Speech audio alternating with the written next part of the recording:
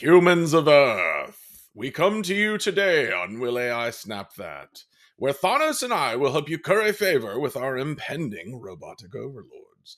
We will be your guides in this endeavor, and as we build coattails, you may ride them so that once our robotic overlords make us unnecessary, you will be able to live a cushy lifestyle while nobody else can. Thanos, how are you doing today? I'm doing great. I thought we were going to say AI overlords, not robotic overlords, because they don't have yet ways to I kill us. I feel I listen. Everybody knows what a robotic overlord is here, right? We're taking a little artistic license so that the humans understand. See, what we're actually doing is we're putting this in terms of our human audience that they can go ahead and like. Our audience um, doesn't need it dumbing down. our Our audience audience is can, very, very smart, but yeah. robotic overlords literally is all I can say when I'm doing that intro. I'm Because just imagining my Roomba is now going to be coming in the middle of the night with a knife. So I actually, have to did you like hear leave in it CES they downstairs. have they have robot vacuums now that have arms? Have you seen these? Yeah, that's The like whole scary. idea is like they're rolling around and they can pick up socks, right? The house is perfectly clean if there's no one there to see it, even if it's dirty. But Murder but owner, house clean. yeah, everybody was like, More make wait, more paper clips. if it can hold a sock, it could probably hold a knife. Never gonna sleep again. One day humanity may be swarmed by a near infinite fleet of robotic sock moving and knife wielding robot vacuum cleaners. Gonna have to lock the knives in the drawer, but then like where I'm gonna put the key, Right? it's gonna be tricky. Oh yeah, the smart home's going to save us all. So, Thanos, did you read or see anything exciting this past week? I got really excited yesterday about the new ChatGPT operator, Tell and me. since it was Sunday, recording on a Monday, I thought, geez, I'll try this out Mhm. because I have some spare time, and it wasn't working. Yeah, so I'm like, So, I I was actually like, give me the news. yeah. Blank screen.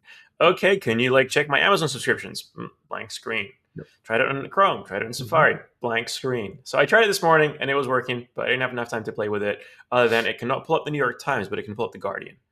So Okay. you can. I got So, that far.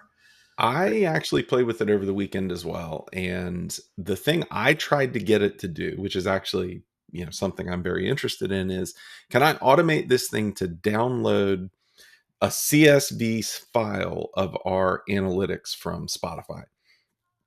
And just in general, that appears to be the only way you can get analytics from Spotify. And so, like, I've not been able to find an API. If anybody finds an API, please let me know at questions at willaisnapthat.com. However, it actually, like, after a few false starts, I was able to log in and pass it the credentials. I had to turn off my ad blocker.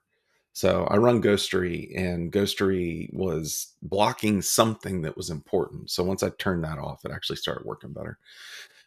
And it's like it could get.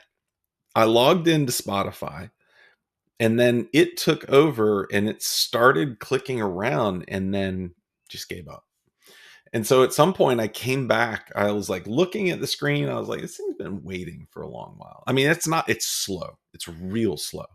So finally, I was like, all right, I'll come back. And like 20 minutes later, I came back and it had not done a thing. And I was like, okay, I'm done. And then when I ended the session, like this feedback's like, how did that go? It's like, you couldn't do it. No, great, Sorry. So it's great. probably worth noting that Operator is currently available to the crazy people that pay for the pro subscription with OpenAI. So That has some interesting use cases that I was it sort of does. excited about, but I'm not sure how to handle. Like occasionally, I would need to download like statements from like banks and utilities and things of that nature. So wouldn't it be nice if you had the operator coupled together with the schedule thing that they also came up with and saying, hey, once a month, I want you to go here, here, here, and here, and I expect a set of PDFs named like this in this Mhm. folder, and then it's done. But then when you think about it, it's like, here's my bank password. Go knock yourself out. Like, I don't know about that. Unless they were to, there is a service. that runs in the background for a lot of financial tools. I can't quite remember the name right now, but they end up providing API access to banks via that Isn't thing. doesn't Plaid do some of that? I It think may be Plaid, Plaid. That might be what it is. you Yeah. can log in one place and it does some stuff in a more secure way than having to hand over your credentials. Yeah, and there's another one that does it as well. It was, and I can't remember the name. We used to use this thing called envelopes to do our budgeting, and they eventually gave up on it. Was like envelope budgeting online. They gave up on the envelope budgeting because what the real value was the actual integrations they ended up having to build. So it was a real bummer. We loved that product, but oh well. Yeah. So Talking about endless cycles, I also downloaded DeepSeek DeepSeek, yeah, tell me about it. R1, not the V3 because that was 440 gigs, but It's big. give it some fun logic problems, and then went downstairs to make dinner, and and came back 3 hours later, and my Mac Studio was at full GPU, like it was pegged for the whole time, and it was really confused. It was going around in circles, Yeah. and hadn't figured it out where its math wasn't adding up. So my next step is to download the V3 and play with that one. But it was really fun to get Olama locally and start playing with those things and seeing what they can do on your local machine. Yeah, it's interesting because I know Olama was originally built to make it easy to use Facebook Llama. And now I think Llama is at 3. Is that correct? 3.3, I believe, is the 3.3. They don't like it's interesting. Meta does not trumpet about that thing very frequently. They'll release, oh, we're making an open source release, and then that's about it. And I can only assume it's actually pretty critical to some of their plans. So the fact that it is, number one, open source, and number two, they don't really talk about it a lot, is kind of a weird thing for them. I don't know. I'm actually okay with that because when I mean, I'm the fine with it. 4.0 comes out and it has additional masculine energy, I don't want to know what's gonna come out of that. So I'm The okay if red Facebook. pill llama? Is that what you're Yeah, saying? I'm What okay if version is Facebook gets out of this? Is that red business. pill? The sad part, and we could talk about my woeful encounters with voice agents this week, but is in the prompting for so many of these things, you can just tell it how you want it to talk, and it, for the most part, will honor your wishes. And so if you want it, like I've played with stuff in the past where I was like transcribing, I'd summarize articles and then have them read in a voice and then delivered to a podcast. It was just a little lark I was doing. And I would always tell it sometimes, well, periodically I would tell it to like read this as if you were a salty pirate, and then I would put Donald Trump's voice on top of it or Morgan Freeman. It was gold.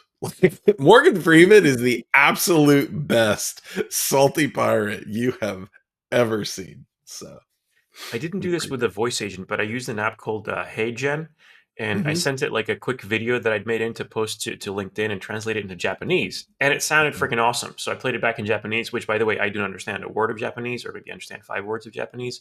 And it was great. But I don't know anyone that knows Japanese. So I did this again yesterday with Greek, which I speak. And it was awful. Like it sounded like me, but it was translating it more word for word. So that the thing didn't even make any Mhm. sense. Yeah. The translation was just terrible, and the intonation was just the weirdest thing. Right, it would not like stop in the right places in the sentences. It would like have these just very odd pauses, and the whole thing. Yeah, just listening to it, and it's like the topic that you're talking about is not what I was talking about in this video in English. So that was kind of like a little disappointing translation wise. Can you go from Greek to English? I'm sure you could. Try it. Because All right, put it here's in the my follow up thinking. notes for next week.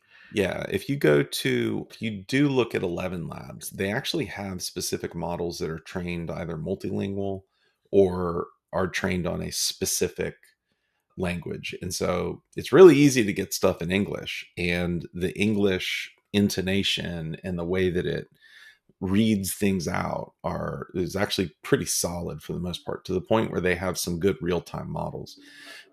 I just wonder if part of the reason, like, there's the translation aspect of it, right? But I almost wonder if the speaking aspect of it, the reason it's so weird is because there's probably not a lot of really good Greek language training material, or not as much as you would get for English. And certainly, I can't imagine that there's like, I mean, not to be offensive to you, my Greek friend, but how many Greek speaking people are there in the world? And is the language of international business Greek? Yeah, no. But my guess is there's probably enough to make this work, but it's not necessarily where they've turned the training attention at. Yeah. I think there's like 10 million Greeks in Greece, or 11, and there's probably that many more outside Greece. Yeah. Though I will say, Don't quote me on the second number. So there's Greece, probably enough material to be had. yeah, no. Greece is very high on my bucket list of places to go because I love ancient history, and basically all of Western civilization hails from Greece. So You're welcome. I want to go see the Hellespont, baby. Just see how wide that thing is with my own eyes, knowing the first combat engineering was to build a bridge over the Hellespont. What's So the Hellespont?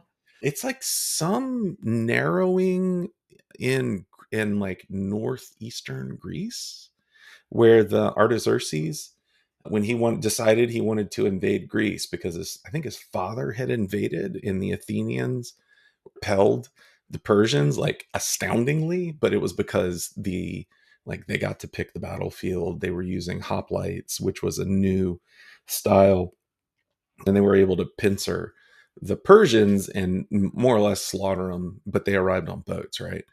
So the son, Artaxerxes, decided he was going to invade Greece, and he wanted to do it by land. And so he he built a giant pontoon bridge across the Hellespont and marched across it, went down through Macedonia. It may be in Turkey, actually.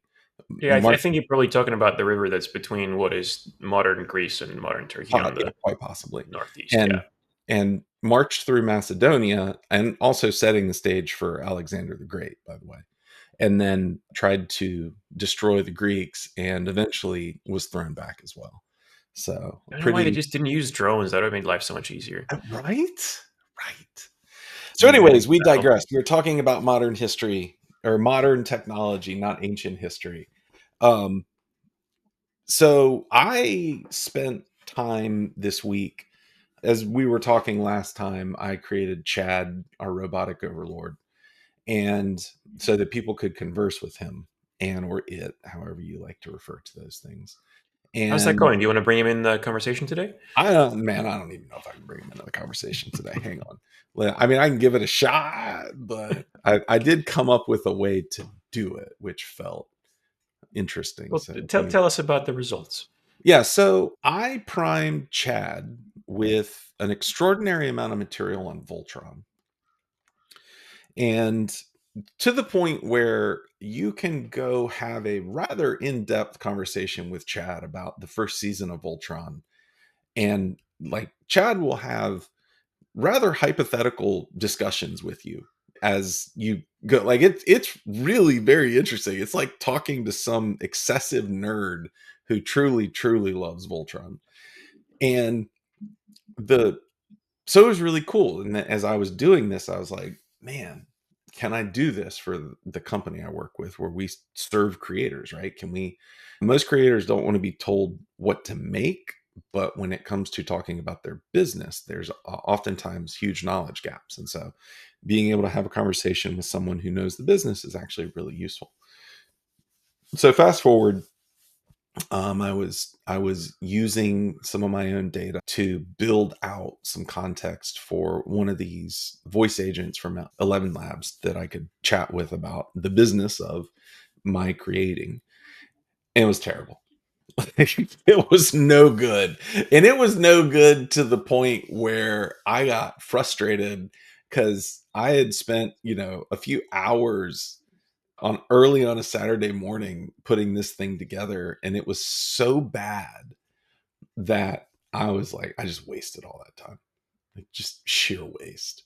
Oh no, you'll So, have conversations about Voltron that you'll remember for a lifetime. So well, that's the funny thing, is that the Voltron stuff, like, so as you're setting up these voice agents with 11 Labs, you can put in all kinds of contextual materials, right? So with Chad, I went out and found a bunch of websites that talk about Voltron, and Wikipedia, and things, Voltron fanboy sites or fan person sites, whatever.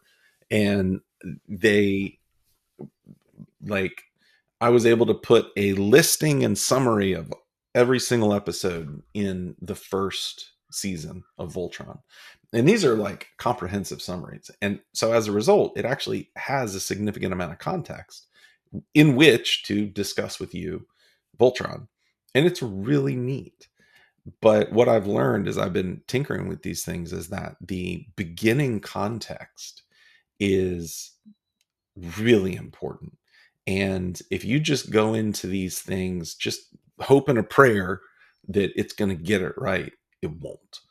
And so now I've taken a step back and have kind of been digesting what I learned, and I've started to realize that there's really three things that seem to make a good agent at this point. One is data. You need something to talk about. In this instance with Chad, it was the Voltron stuff. You also need the context of the, like, conversation, right? Chad is a robotic overlord, and Chad is dismissive, but he's also talking to the people of Earth to be educational, right? So there is like the context of the conversation there. But third, and this is the part that's actually weirdly hard to develop, is the axioms of the conversation. The, like, there are the first principles that build the foundation of the conversation. And so, with Chad, those axioms are, you love Voltron. The only reason you put up with humanity is because of Voltron. Car Voltron is an abomination, and all references to Car Voltron should be removed from the earth. That's Chad's three axioms.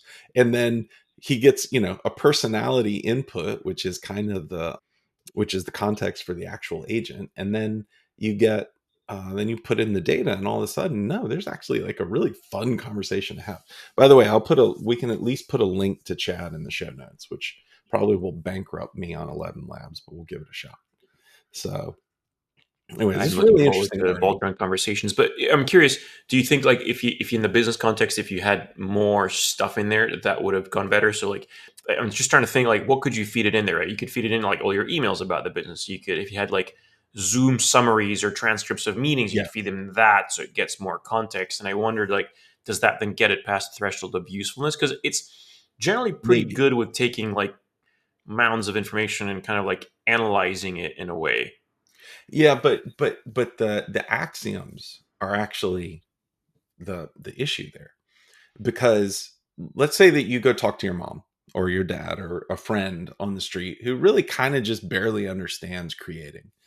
And you say, "Hey, listen, and you take them a spreadsheet or graphs or something, and you say, "Listen, I've seen this dip in my business right here.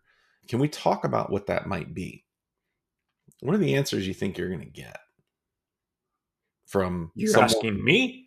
some rando on the street, once again, our proverbial random on the street, who is who's like, what are the answers they're going to give? It's like, well, maybe you should make different types of content, or maybe you need to change your thumbnails, or maybe you need to figure out what the algorithm is doing. All of which are effectively useless recommendations, right? The algorithm is opaque, and the other two things are probably not going to move the needle enough to be able to, like, salvage this part of your business. So instead, like, the type of recommendation you might really want is the majority of your revenue is based on this particular platform. And what actually might be pretty solid is to diversify your platform, a la all the people that that should still be freaking out that TikTok is going to get banned, because there's so many creators that are just woefully dependent on TikTok, and it's going to go away. It's like everybody's like, okay, it went away for one like 12-hour period, and then apparently Donald Trump saved it, but Donald Trump didn't make the laws. And so unless they repeal the law or reverse the law, TikTok's going away because you He and Larry cannot. Ellison are working on a solution. I'm sure it's gonna I mean, be do you great. in a million years think that you could like execute a business deal that is probably going to be worth something around quarter to half $1 trillion in in another 70 days, right? Like it's just not going to happen. So I mean, but this is the danger of being dependent on a single platform. And so the actual response you would want from something like that is a more holistic look. And But I'm curious unfortunately, if that has to do with how this is trained. In the it sense that if you've trained it on general English, then it doesn't know anything. But if you maybe train it on an MBA syllabus, maybe it might have some better ideas of how to handle the business scenario because it knows the idea about diversification yeah. as opposed to because there's maybe less material on that than there is on changing your thumbnails. Yeah, barring any kind of like almost small language modeling, I think is kind of what you're getting at. The best bet is to put guardrails up to constrain the large language model, because backing all of these 11 Labs agents are just ChatGPT 4.0, Gemini Flash 1.5, stuff like that. So, Yeah, but but I honestly, think you're these are right. trained on like general stuff, right? Right. It has a general idea of what is average, Yeah. as opposed to having an idea of here's how to make business. Like you and I have gone through certain amounts of training on different subjects. So Right. when you ask us a question, our neural nets will leverage sort of that information to make a Mhm. decision and might say, you know what, the thumbnails are probably low impact, the diversification is bigger impact, therefore use that. Whereas if the Yeah. thing is trained on the average internet, Hmm. junk in, junk out. Yeah. I mean, it's not junk No, because you're you right. get some And good like general knowledge of English, for example, but that's and about it. that is the problem. And so barring, like I said, like the true holy grail is I would love to be able to train a model on just the creator's data plus a little bit of extra stuff, right? So my expertise or the expertise of my company plus the creator's data, you train your model on that. You probably get really strong results that way. But It's go ahead. yeah, I was going to say that it's interesting because I was reading an article about O1, Hmm. ChatGPT O1, playing a game called Codenames. I don't know if you've Hmm. heard of Codenames, but there's two teams, and you have a board that has it's like 5 by 5 or something, and it has a word on each card, Hmm. and a player has to say one word that connects words that are on the board, and the other team, sorry, the player that's cooperating with this player has to guess from the one word that I said which other words are relevant. I So did play this. Yeah. yeah, and O1 actually did great with it because it was able to find connections between words that were much better than the ability of the average human. The question is, would that play really well? Because the person receiving that word, would they be able to see the same connections, right? Now, again, you can argue it's harder to make the connections. Like once you've been given it, like it might be easier to see it than create it. Hmm. But it was fascinating for me because that shows you like it has a really good understanding of just general context. Right, it knows words, it knows what words mean, and it's able to like reason through it enough to connect these words together, Yeah. even like with a pretty base model in that. So that was Hmm. kind of interesting to me with code names. This makes me think of something I did a long time ago where you remember the game Rush Hour? No, remember the movie So, Rush Hour? all right. So Rush Hour is this game where you've got the cars and it's like 5 by 5 grid, I think. And you have one car that is in the direct middle that you have to get out of the board. Okay. So the idea is there's gridlock. You're trying to get out of the gridlock. And so what you end up having to do is you have to move all these other cars, and they're all of various sizes and lengths and whatnot. And it's a really fun game. Interestingly enough, one day I sat down. I was like, I'm gonna build a solver for this thing because I love that game. I literally could sit down and play that thing for hours for whatever reason. And I decided I was gonna try to build a solver, and realized that basically Dijkstra's algorithm solves it. That's what it is. You take a tree, you start descending the tree, you mark when you find something, and then if you ever see that state again, you cut off execution, go somewhere else. And I think Dijkstra's has to be breadth first, if I recall correctly. And so if you implement Dijkstra's algorithm and figure out how to encode the board in a very specific, encode the state of the board in a good way, like you come to a place where you can pretty much solve every possible board or say that there is no solution. And so it's a neat little Way to artifact. take the fun out of the game, Michael.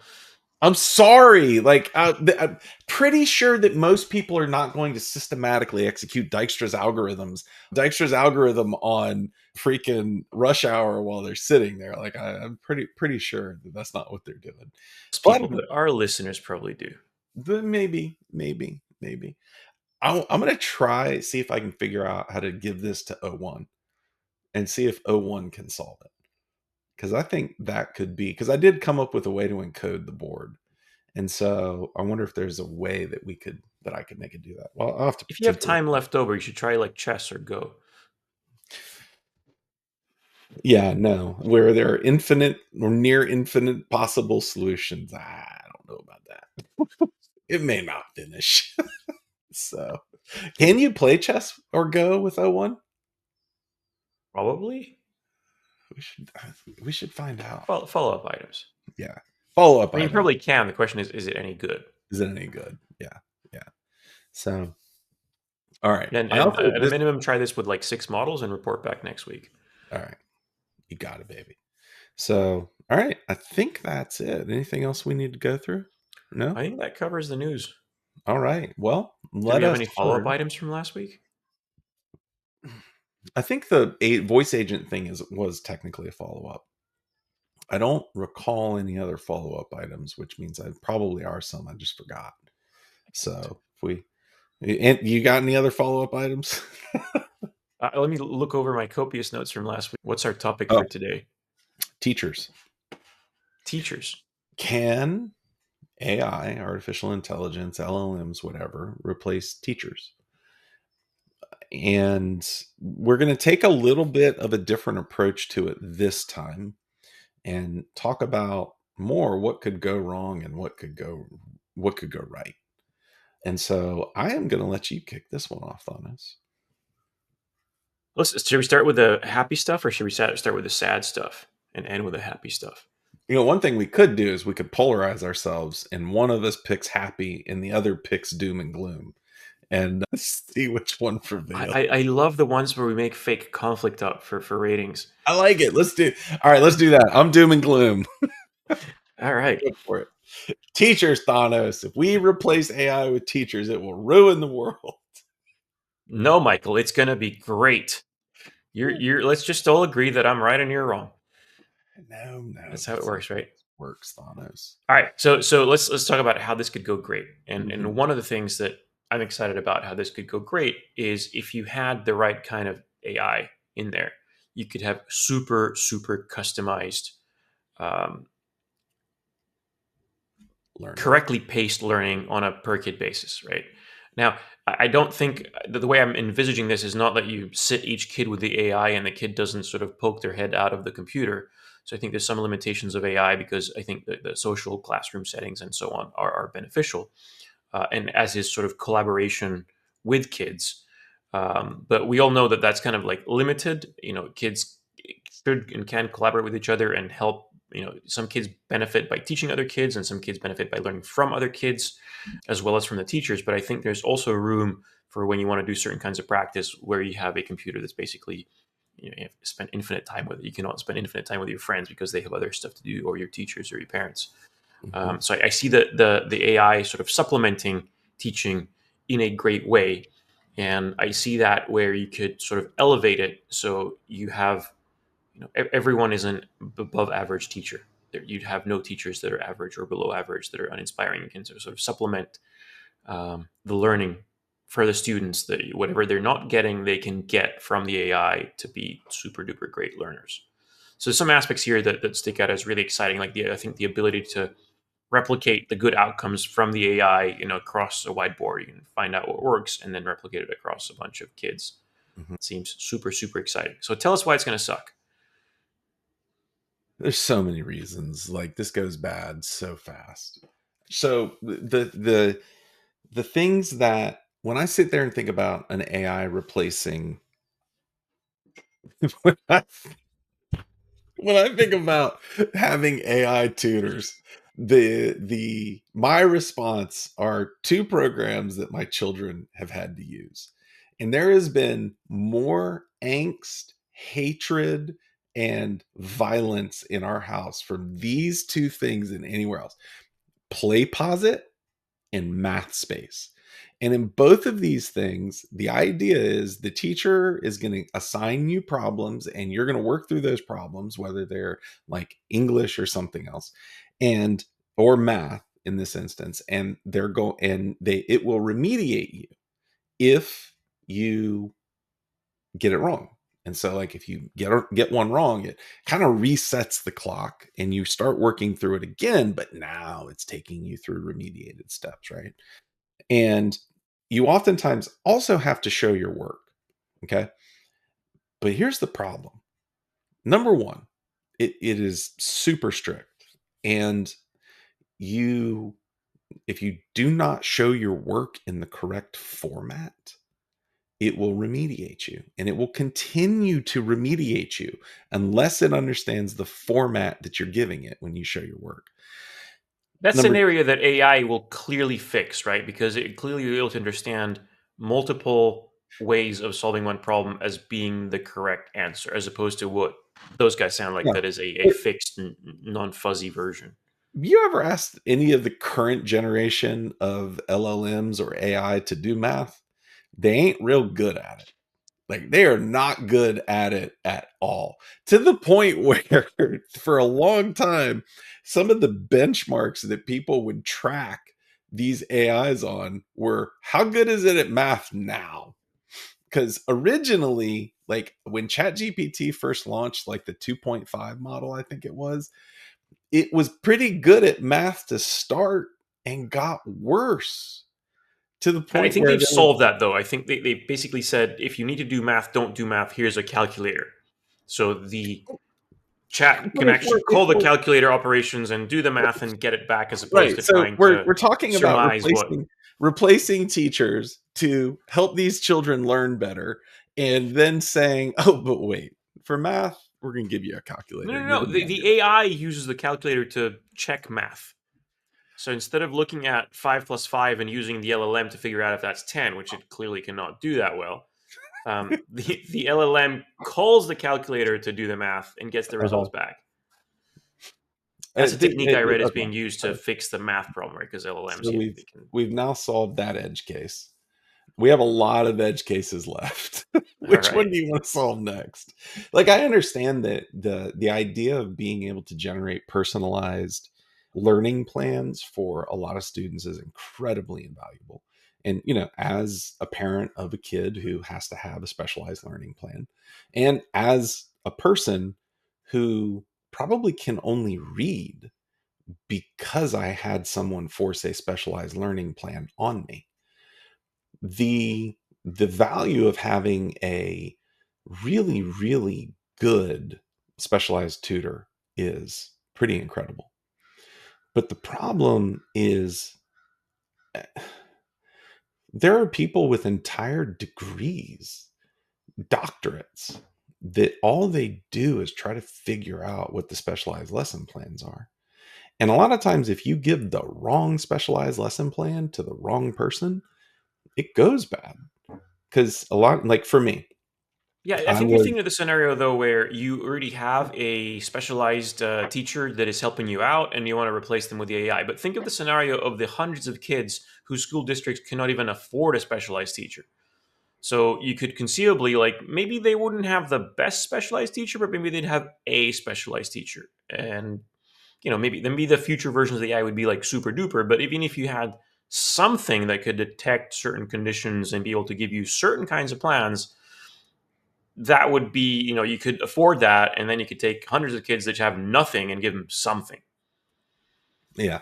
I mean, I see what you're saying. Like my own personal, like I hated school. Like it wasn't until college that I enjoyed education.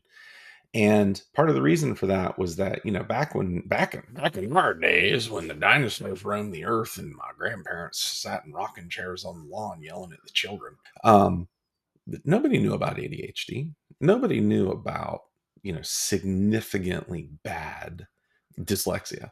I was told my 12th grade year that I should not have learned how to read, that I had such bad dyslexia of two different varieties that they looked at me and they said, "We don't understand how you can even read." And it turns out it was this one teacher in second grade who sat down and forced me to read. She just figured out how to do it. And so, like, that specialized thing did me really well, but I don't know if an AI would have helped, and it could have hurt as opposed to helping. So, I mean, and once again, and we're talking about edge cases to a degree. Like, there's an entire group of kids that are perfectly capable to learn in multiple modes and formats, right? Um, but there's also this aspect of like, man, this is maybe we don't want to release this hammer upon all the nails in the education system just yet. So, thoughts? You have the harder position, are you? I'm just gonna say. So easy, so easy to sit back here and down, down. I was just thinking that I know someone that is building a product in exactly that, so we should go talk to them. I think We it's should, exactly we for should. You're right. dyslexia and We should. how to teach that. Have you ever? Um, Okay, let me. I'm gonna help you out here a little bit. Have you ever read Diamond Age by Neil Stevenson? I just finished it. Did you really? No. Oh, all right. Well, actually, Diamond Age is really interesting because part of the entire premise, like the whole thing's about nanotechnology and advanced civilization, probably like 100 years in the future, whatever. But one of the main characters in the book is being educated by this book the whole way through the book itself. So this character sits down to have these lessons with this very small volume that's run by an AI, which is powered by nanotechnology. And this girl learns from the book throughout the entire like arc of the story.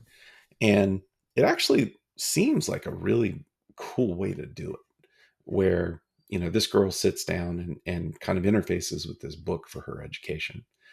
But interestingly enough, in the book, she doesn't interface with children. There's a few other scenarios I can think of where there's a book that is being created by some advanced Hmm. creature is being handed down as the only source of truth, and people learn just from that book. That doesn't go bad. It's Wait, some interesting results across the board. I feel like that may happen today, Thanos. But um, seriously, there's an interesting point, right? Because anytime you have one source of information, that brings up some interesting concerns. I'm going to argue the opposite here for a second. yeah. Where, like, let's say if you're an oppressive government and you wanted to make all teachers teach your view of things, that is a very time-consuming operation to take, thousands or tens of thousands of teachers and persuade them all, and oftentimes schools and universities maybe somewhere where the free thinking stays and it's harder to push over. But like if you had one AI that is teaching everyone, that would be superficially easy to control everyone. Yes. And imagine a scenario, we have a scenario right now where you have so much news and fake news that it's hard to know what to believe sometimes. And, some through some people through some critical thinking and having some education that tells you how to think through things, you learn what to believe and what not to believe. But if education wasn't taken over and you're not even taught how to think for yourself, that could get in some pretty sketchy situations. So that's a part also that sort of concerns me of having the sort of conformity and uniformity in education. So it turns out that critical thinking is the cure for indoctrination. And it is part of the reason that, if you like, having grown up in a, relatively staunch fundamentalist Christian community where the word of the Bible is always true and we shall never question it. Once you start learning about different things that contradict this other thing over here, it can lead to, pretty significant crises in the person finding the contradiction. And so one way to control that is to control the information flow. And to your point, if you go look at, so apparently DeepSeek v3, which was released, and we probably, I don't know that we talked too much about it, but basically it is like sent earthquakes through the entire AI tech space, because they claim is that they were able to train this thing on $6 million, as opposed to the tens or hundreds of billions that are being spent right now to train the next generation. And but there's been a few side effects because this thing comes from China, and it has, if you ask it a question that at all touches on politics, it will give you the Chinese Communist Party mainline. Like, it toes the line. There And go our viewings in China now, Michael. oh, I know. I'm so sorry. Listen, the CCP, I'm sure there are wonderful people in the CCP. But yeah, your AI should not be telling you what should not Yeah. be towing the line on your political and religious doctrine, basically. But there's always the optimistic way of flipping this on its head, right? Because now we could also use the AI, the open source AI that maybe you can, get your VPN and get it into China to teach you how to think critically. Okay. So, there's always these technologies have the two ways of using them. And the one is the doom and gloom, and the other one is the wow, this could really change how we do things. Yeah.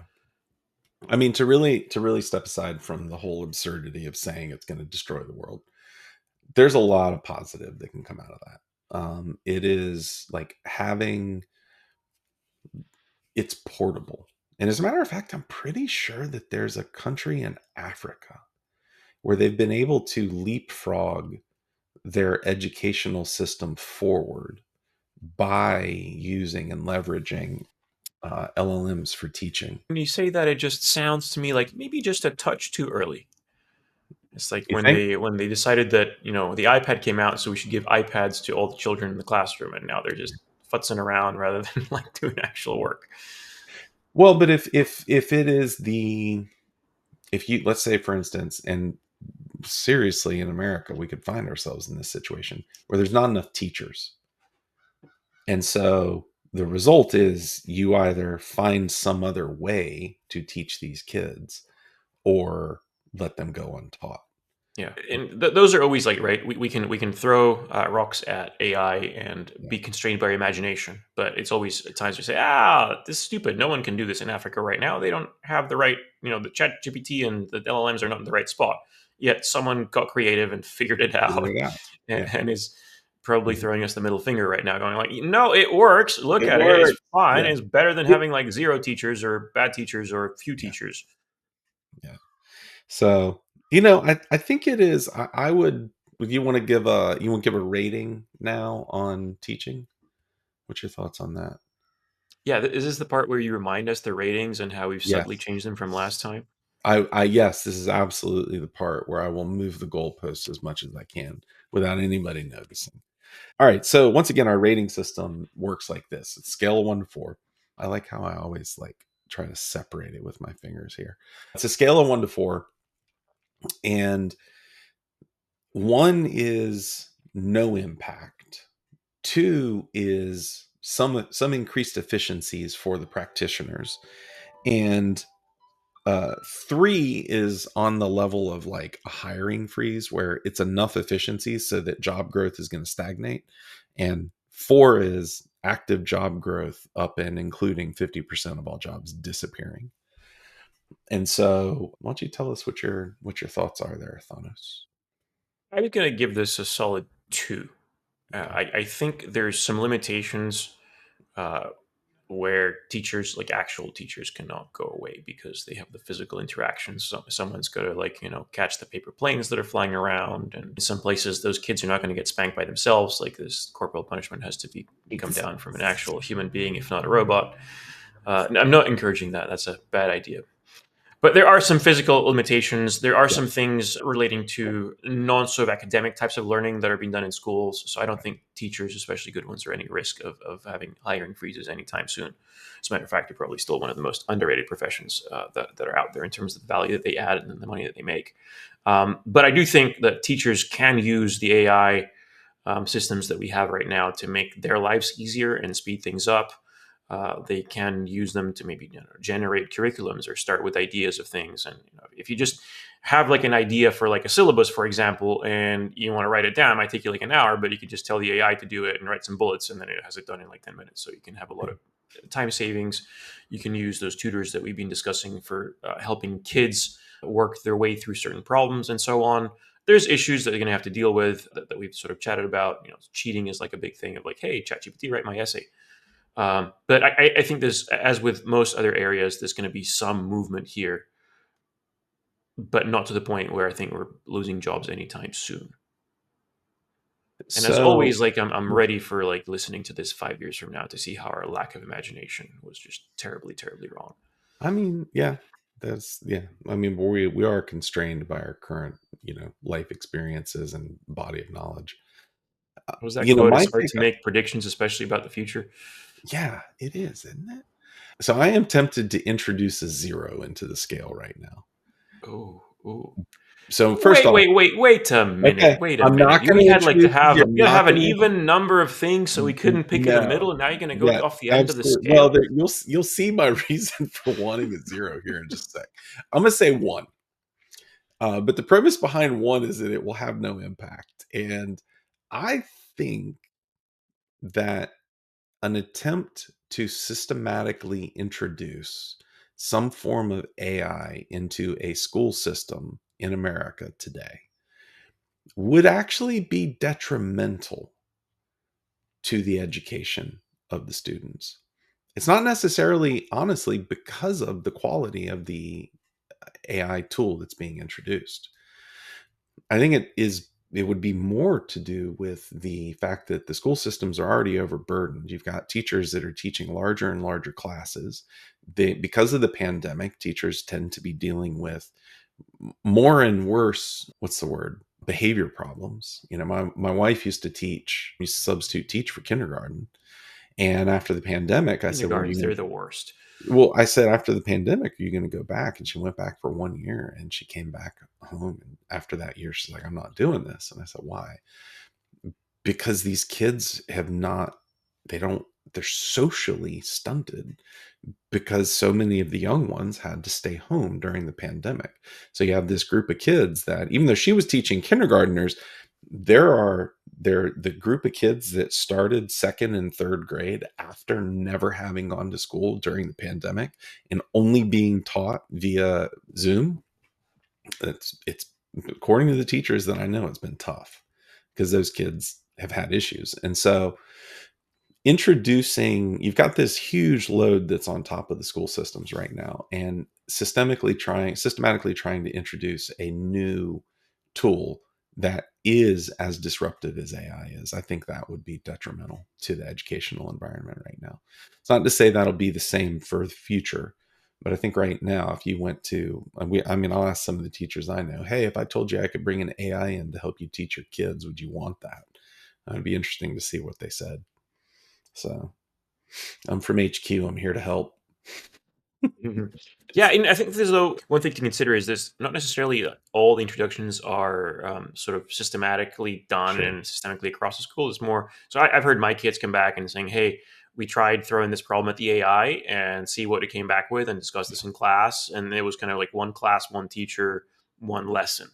And it Yeah. wasn't we use the AI to teach us stuff. We just learned about the AI and how does it think about these problems and why did the AI come up with these kind of biases and how Mhm. does think. And I think that starts making the kids learn about the limitations of these systems and how they work. So when eventually maybe they have to interact with them in a different way, they have some ideas in there.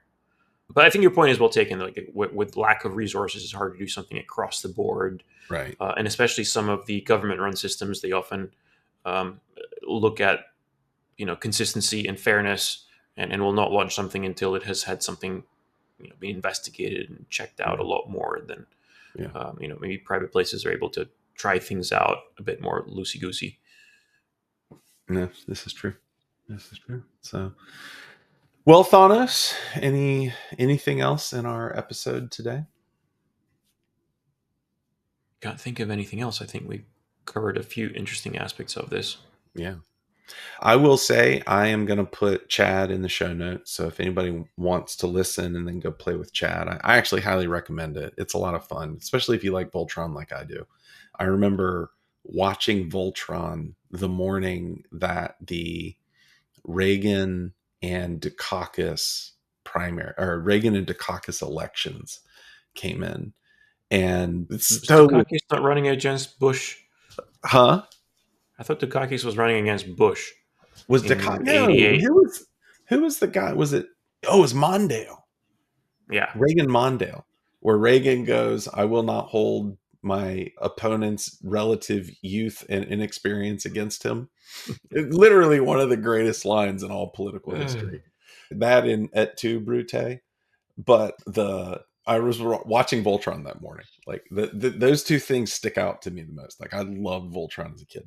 So it's really kind of fun to go back and talk to Chad about some of my childhood. And if you don't have a love for Voltron, you're wrong. You should just go watch it. It's incredible.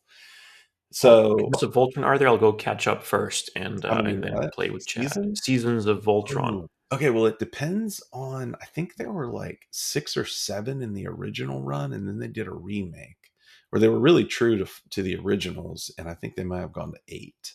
But Okay. that was Lion Voltron because there's also a Vehicle Voltron, and Vehicle Voltron was one of the greatest disappointments of my childhood because I had asked for Voltron for Christmas, and my parents got me Vehicle Voltron. Ooh, oof, oof. That and the time my dad got us our first PC, and it was a Tandy. Hey, PC. Yeah, close. What was it? Model 3, Model 4? What are we talking Oh here? man, dude, I don't even remember. This would have been like 92 or 93, maybe. I have a working TRS 80 Model 4 at Do my you? parents' house All in right. Greece. Yeah. Yeah, I remember it It was is. something like I had already specced out how much RAM I really hoped it would have. And I think this was when they made the jump from 256 to 512K. And Yeah, and Tandy so had 64 or 32. or yeah, it was something absurdly small. And my dad had basically bought the last generation. They were hilarious because they had also the reset button on the keyboard on the right hand side. It was a little Yeah. indented, but like you just drop a finger in there and like poof, everything you didn't save on that Mhm. 160 kilobyte floppy.